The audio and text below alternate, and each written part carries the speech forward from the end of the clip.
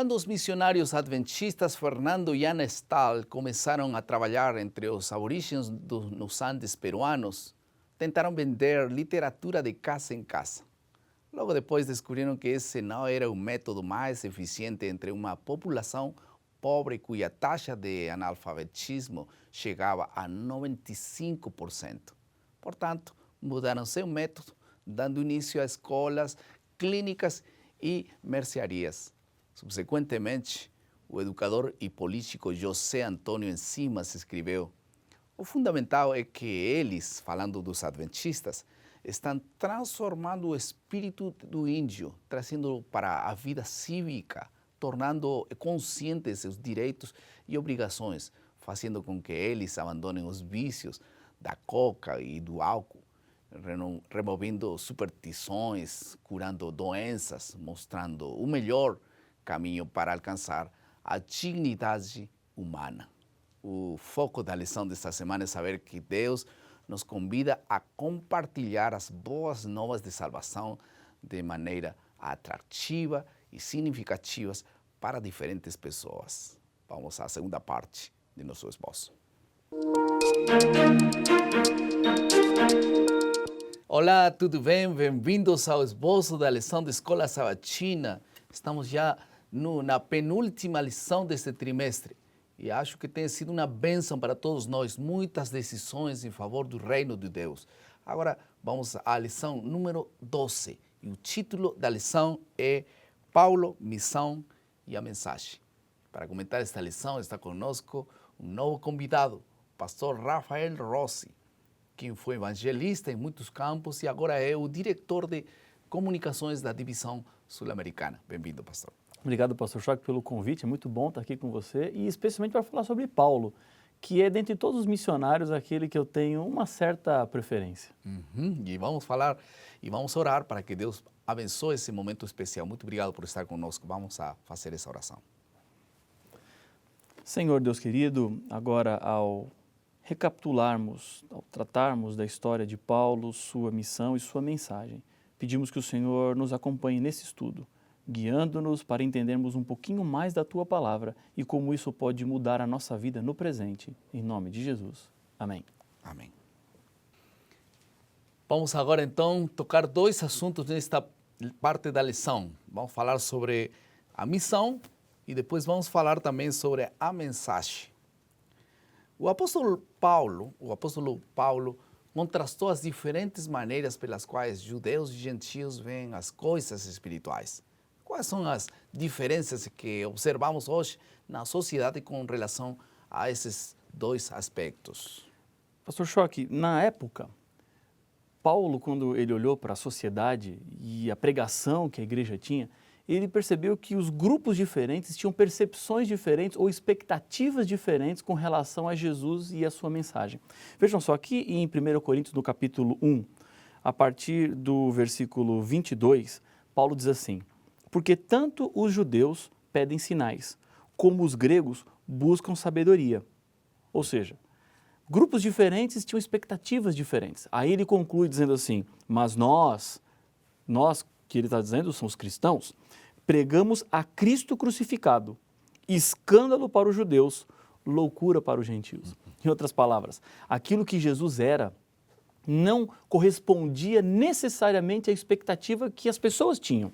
Hoje, da mesma forma, nós encontramos algumas pregações que rondam por aí e que fazem com que as pessoas tenham expectativas que não são as expectativas reais daquilo que Cristo pode ou daquilo que Cristo tem para oferecer. Um dos exemplos, por exemplo, é uma tal teologia chamada da prosperidade, que apregoa que as pessoas que se entregam a Jesus ou as pessoas que fazem com Deus um propósito, um pacto de entregar parte dos seus bens materiais, receberão de Deus em troca muito mais do que aquilo que eles deram. Ou seja, o desejo de Deus, a vontade de Deus é que as pessoas tenham prosperidade financeira. Agora, o foco do cristão é, independente das expectativas das pessoas, a mensagem deve ser pregada tal como ela é, como Paulo pregou. Ainda que seja loucura, ainda que seja uma mensagem completamente diferente do que as pessoas esperam, nós temos que ter claro qual é a essência da mensagem e pregá-la de maneira pura e correta. Talvez por isso é que a chegada do Messias contrastou muito com as expectativas do povo israelita. Eles esperavam um reino e esperavam algumas coisas, libertação dos romanos, menos impostos, um líder político que facilitara a vida deles. Mas Jesus disse, eu não vim para isso, não. Meu papel é salvação. Por isso, esperança tem duas palavras-chave. Espero algo ou espero alguém. Nós esperamos algumas coisas que provavelmente nunca receberemos, mas uma coisa Deus prometeu, salvar.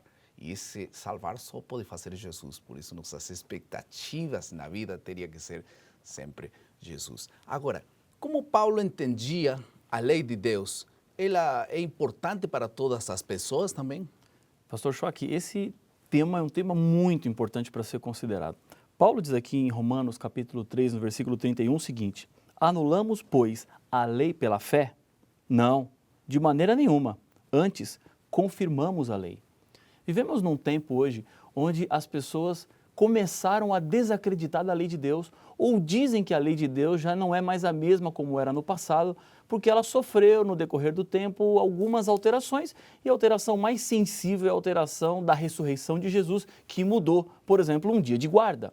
Mas Paulo está dizendo aqui bem claro que a lei e a fé, elas são complementares. Eu preciso de fé e, ao mesmo tempo, a fé me leva à lei. E a lei de Deus me leva a ter fé. É um processo cíclico. Não dá para dizer qual é o começo, qual é o fim. Não, os dois são importantes. Lei e fé andam próximas. Essa é a essência da mensagem de Paulo, que tem a ver com a missão dele. A missão dele era pregar a verdade, e a verdade é que lei e fé são peças que devem coexistir no comportamento cristão.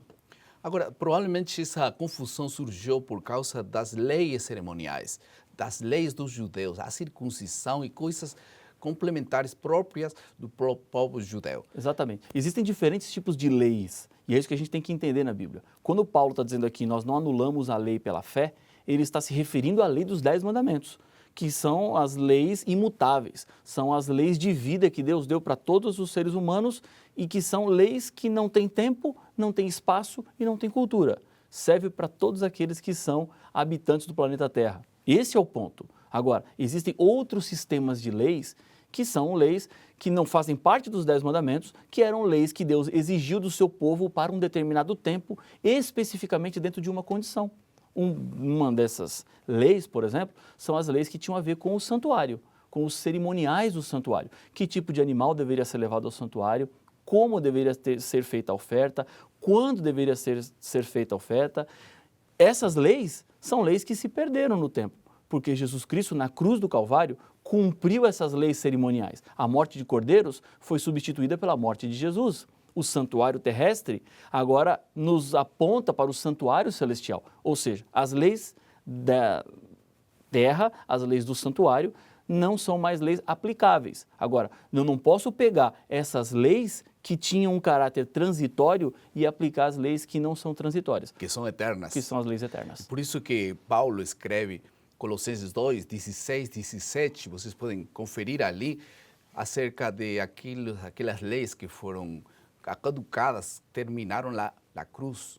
Portanto, já não julgueis sobre comida, bebida, lua nova, dias, inclusive, de sábados em plural. Está falando dos sábados cerimoniais. E porque o próximo verso já aclara e diz perfeitamente, tudo isso é sombra do que tem que vir. Quem tinha que vir? Jesus. Então, todo o que é sombra de Jesus já acabou na cruz. E por isso, inclusive, esses sábados cerimoniais, que não eram precisamente o sábado, eram outros dias específicos que havia grandes celebrações, sacrifícios, tudo isso caducou na cruz.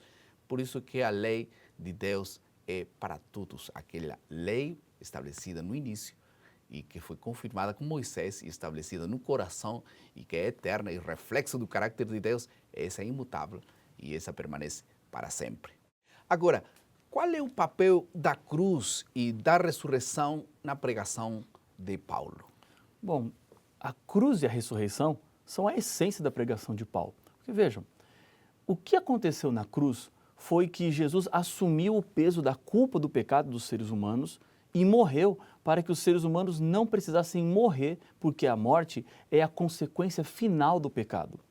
Jesus Cristo, ele se torna nosso Salvador porque ele assume a responsabilidade que cada um dos seres humanos tinha em si mesmo, porque todos nós somos pecadores.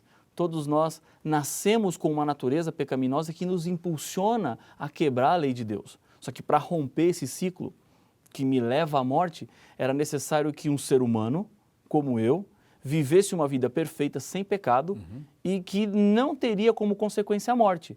Jesus Cristo. Mas ele morreu.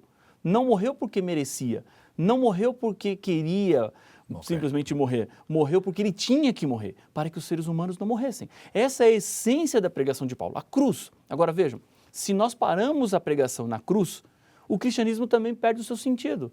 Porque o Deus Salvador morre na cruz, salva os seres humanos, mas esse Deus agora não tem mais contato com os seres humanos, porque ele está morto.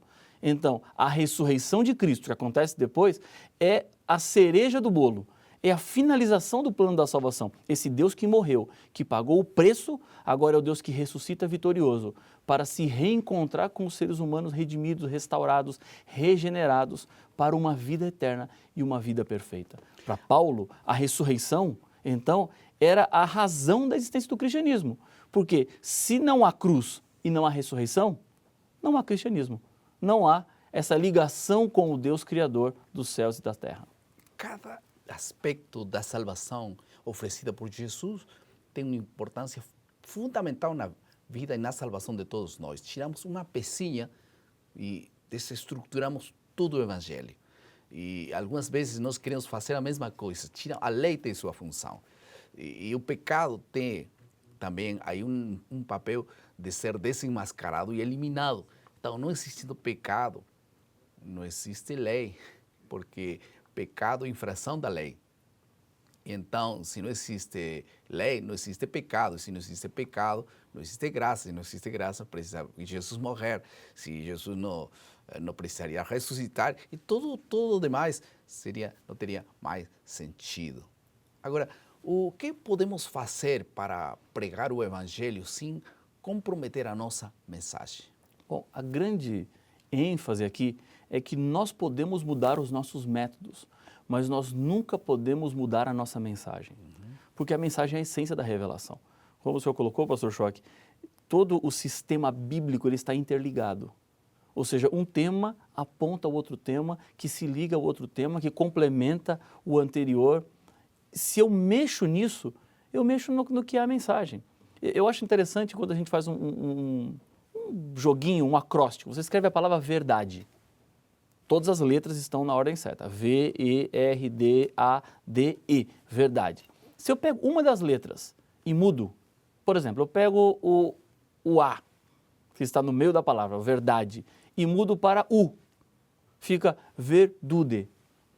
Deixou de ser verdade, mas eu mudei só uma letra. Mas aquela letra que eu mudei, mudou todo o sentido da palavra. Assim é com o sistema bíblico. Se eu mudo uma só essência da doutrina bíblica, se eu mudo um só pensamento, eu mudo aquilo que a mensagem é. E se eu mudo aquilo que a mensagem é, eu estou agora pregando algo que não é a mensagem. É alguma coisa que eu criei, que eu formulei. Nós precisamos respeitar a Bíblia com a sua essência, sua mensagem. Agora, a metodologia, nós vamos mudando, porque vejam, quando a Bíblia foi escrita, nós não tínhamos livros de papel. Eram todos escritos à mão, em pergaminhos, em papiros, dependia da condição financeira das pessoas. Os métodos aumentaram. Hoje nós temos livros em papel, então precisamos nos modernizar na pregação. Nós pregamos através da internet, você agora nos assiste através da internet. Nós pregamos através da televisão, nós pregamos através de mensagens no celular. A mensagem vai se modernizando, não na sua essência, mas na forma de ser pregada, de ser comunicada. Na metodologia, né? Sim, vender nossa essência dos princípios fundamentais. E que Deus abençoe realmente nosso compromisso com a missão e também com a mensagem. Vamos agora à seguinte parte do nosso esboço, que é a aplicação. Como nós podemos aplicar a lição que temos estudado nessa semana para nosso diário viver, para sua unidade de ação, e o que serve tudo o que hemos estudado para todos nós? Algumas vezes nós temos fortaleza em cumprir certos princípios fundamentais da palavra de Deus, mas temos debilidades em cumprir alguns outros.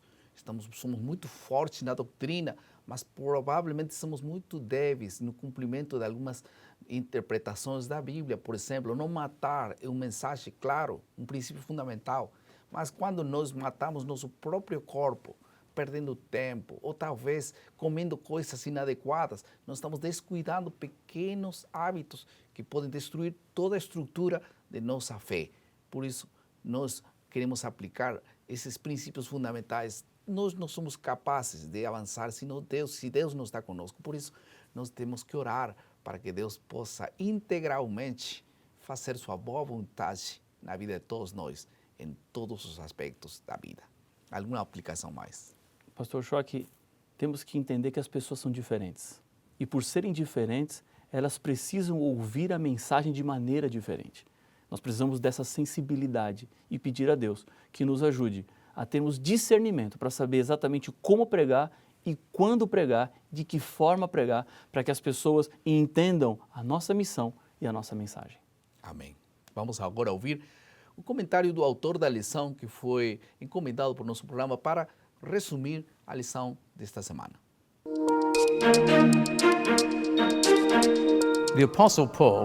O apóstolo Paulo, originalmente Saulo de Tarso, é muito possivelmente o menos provável missionário de todo o Novo Testamento.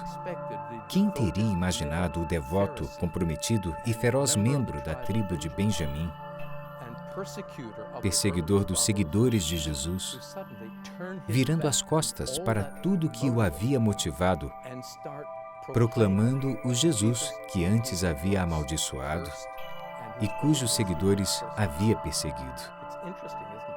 É interessante, não é?